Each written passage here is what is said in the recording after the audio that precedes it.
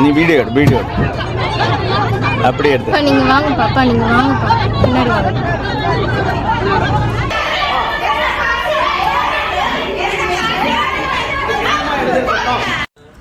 கிறிஸ்துவுக்குள் மிகவும் பிரியமானவர்களை, நாம் மிகவும் அதிர்ச்சி காட்சிகளை தற்பொழுது பார்த்து கொண்டிருக்கிறோம். கிறிஸ்தவ தேவாலயத்தில் அத்துமீறி நுழைந்து ஒரு கும்பல் பயங்கரமாக தாக்கியுள்ளது. இந்த சம்பவம் எந்த இடத்தில் நடைபெற்றது, இந்த சம்பவத்தின் நோக்கம் என்ன என்பதை குறித்து சபை போதகர் அவர்கள் விளக்கம் கூறிய ஆடியோவை இதில் பதிவிடுகிறோம். இந்த காணொலியை ஜெபக்குறிப்பிற்காக வெளியிடுகிறோம். பார்த்து நீங்களும் செபியுங்கள். இயேசு கிறிஸ்துவின் நாமத்தினாலே இந்த வாய்ஸ் ரெக்கார்ட் மூலமாக உங்களை தொடர்பு கொள்வதில் மகிழ்ச்சி அடைகிறேன். எல்லா போதகர்களும் எல்லா திருச்சபைகளுக்கும் சுவிசேஷகர் சீஷர்கள் மற்றும் கிறிஸ்தவர்கள் அனைவருக்கும் தெரியப்படுத்துகிறதாவது, சமீப நாளிலே தமிழகத்திலே கோவை மாவட்டம் அன்னூர் வட்டம் கரியம்பாளையம் அருகாமையில் தெலுங்குப்பாளையம் சபையில் பிரச்சனைகள் நடந்து கொண்டிருக்கிறதை நாம் அனைவரும் கேள்விப்பட்டிருப்பீர்கள் என்று சொல்லி நினைக்கிறேன். இந்த பிள்ளையப்பன் பாளையம் என்று சொல்லக்கூடிய பஞ்சாயத்திற்கு உட்பட்ட தெலுங்குப்பாளையம் அருகாமையில மிஷனரிகளால் கட்டப்பட்ட திருச்சபை இயங்கி வருகிறது.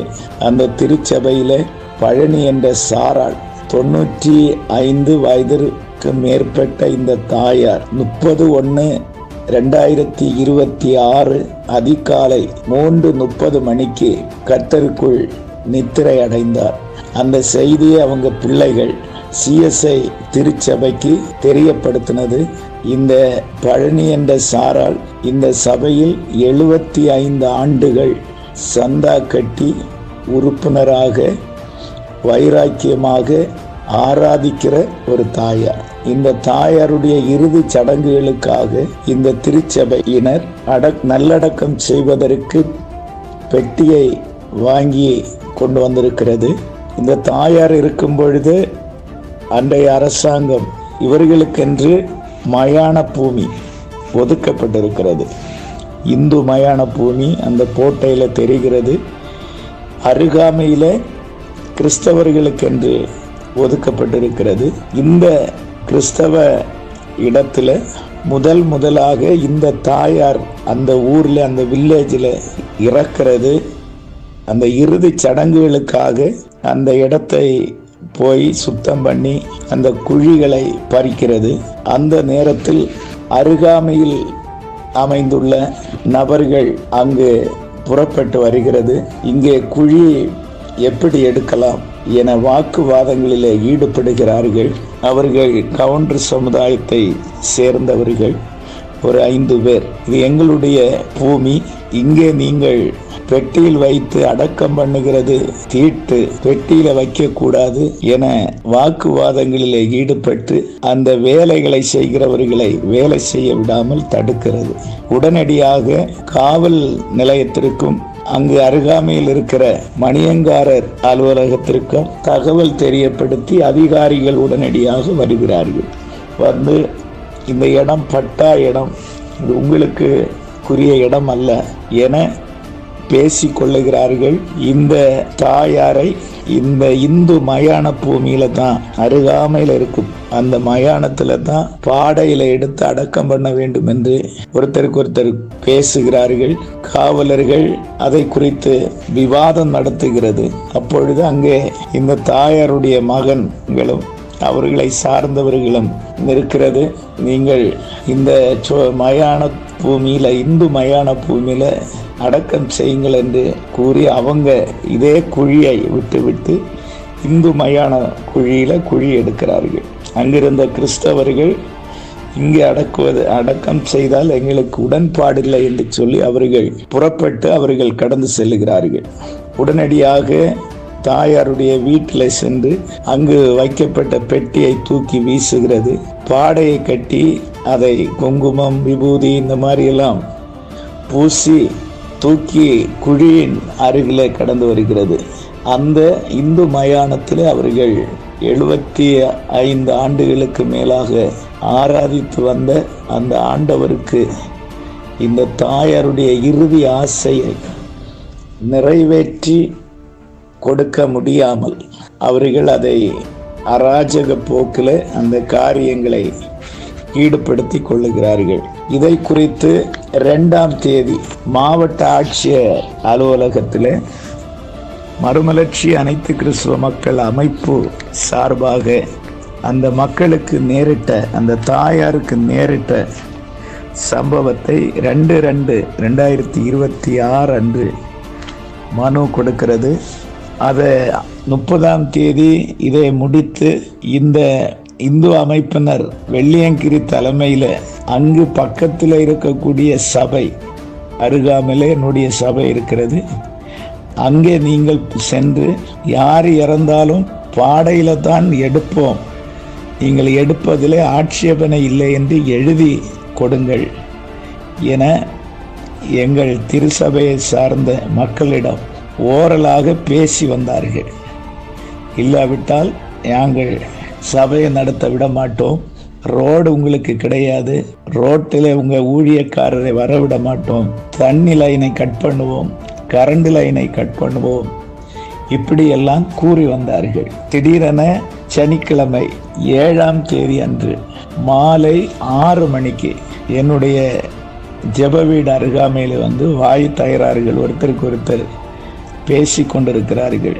எழுதி கொடுத்தால்தான் 8ஆம் தேதி ஞாயிற்றுக்கிழமை ஆராதனை நடத்த விடுவோம், இல்லாவிட்டால் நாளை காலையில் நடத்த விட மாட்டோம், இந்த ரோட்டில் வரக்கூடாது என்று பேசி கொண்டிருக்கும் பொழுது அந்த செப வீட்டில் நானும் இருக்கிறேன். இந்த இவர்களுடைய வாய் தயாரார்களை கேட்டு உடனே அன்னூர் காவல் நிலையத்திற்கு தகவல் தெரியப்படுத்தினோம். காவலர்கள் உடனடியாக வந்தார்கள். வந்து அவர்களிடம் பேசி, உங்களுக்கு எதா இருந்தாலும் நீங்கள் காவல் நிலையத்தில் வாருங்கள் என கூறினார்கள்.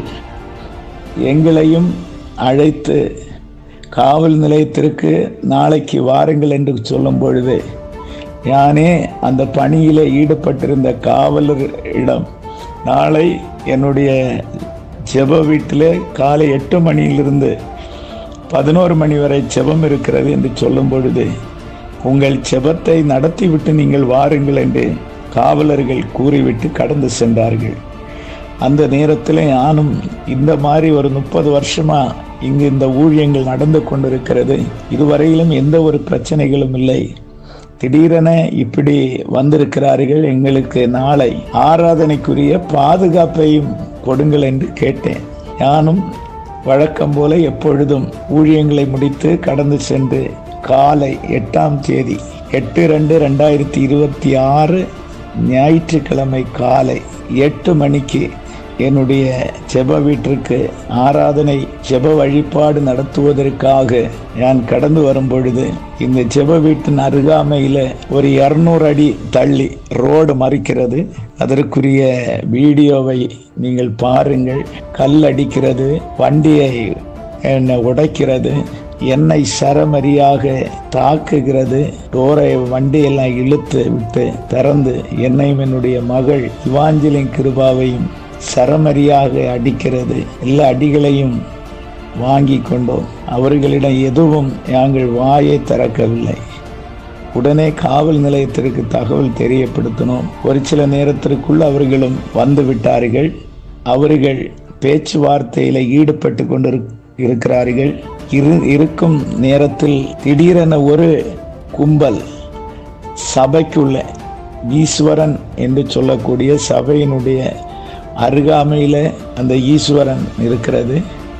அவர் அடிக்கடி அந்த சபைக்கு இடையூறாக நாங்கள் செபிக்கும் பொழுது பெரிய ஸ்பீக்கரை வைத்து பாட்டு போட்டு என்னுடைய சபைக்கு நேர என்னை இந்த பாட்டு சத்தத்தை ஏற்றிவிட்டு எப்பொழுதும் வழக்கம் போல போவார்கள்.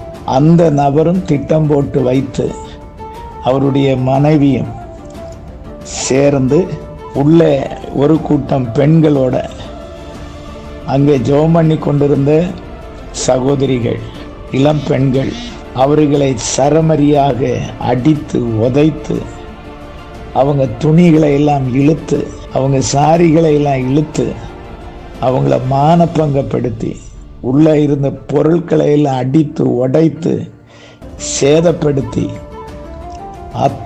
மீறி நுழைஞ்சு அவ்வளவு போராட்டங்களையும் தொடுத்து கொண்டிருக்கும் பொழுது அந்த பக்கத்தில் அந்த செய்தி கேட்டு உடனடியாக காவலர்கள் இங்கேயும் வருகிறார்கள்.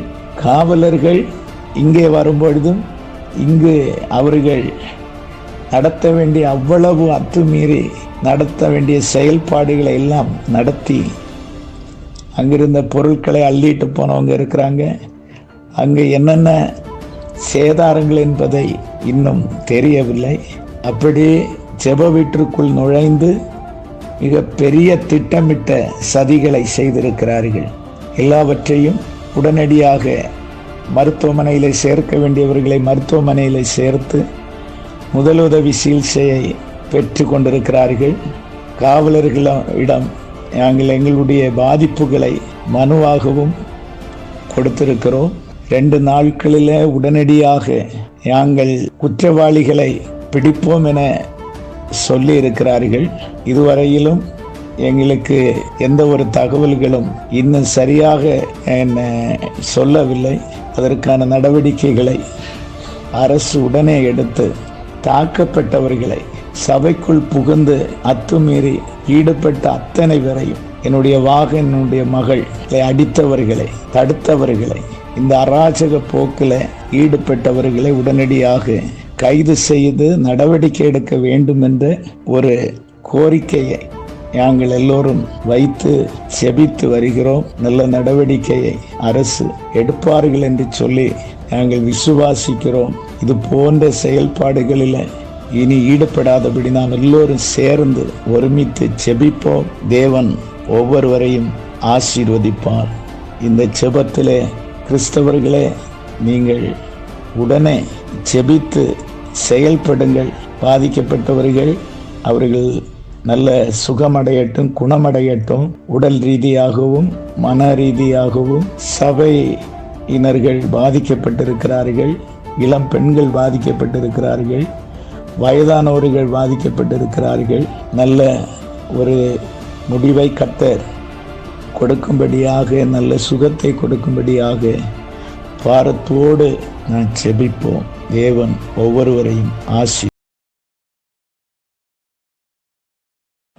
கிறிஸ்துவுக்குள் பிரியமானவர்களே, பாதிக்கப்பட்ட கிறிஸ்தவ சபைக்கு நீதி கிடைக்கவும், மேலும் இது போன்ற சம்பவங்கள் நடக்காதபடி நாம் அனைவரும் நம் ஜெபங்களில் நிலைத்துக் கொள்வோம்.